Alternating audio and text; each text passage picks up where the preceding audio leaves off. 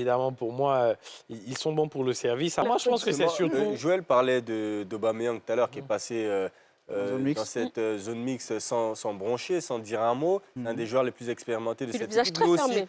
Nous aussi, on a des joueurs expérimentés dans cette équipe qui tirent un peu, si on peut dire ça, vers la fin. Je pense à Franck Kessié, Seko Fofana.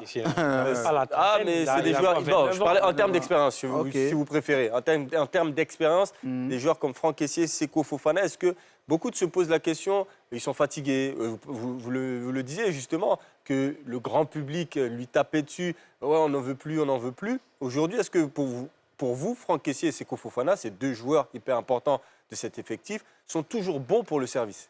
Non, évidemment.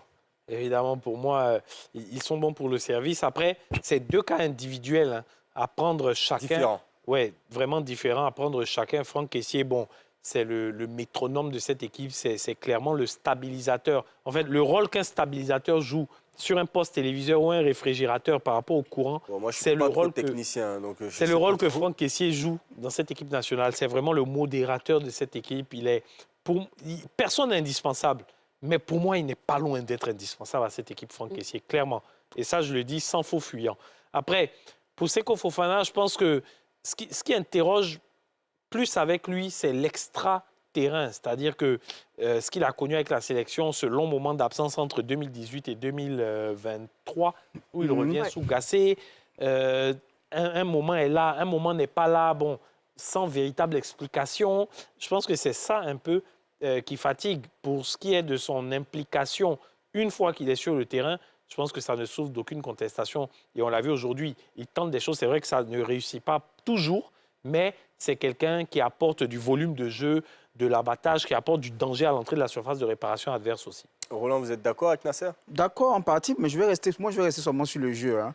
Quand on regarde un Franck Kessié, souvent, il ne faut même pas qu'on se pose la question, est-ce qu'il est bon pour le service? Ce que les gens oublient, c'est que, et comme il a bien dit, hein, ce sont des jeunes.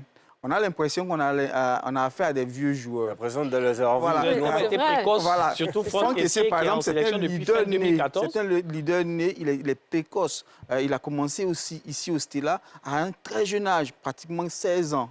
16 ans. Et puis, très rapidement, il était capitaine de cette équipe-là. Il a remporté la CAN des moins de 17 ans. En 2013. Il arrive à Atlanta. Capitaine en 2013. Voilà, il arrive à Atlanta.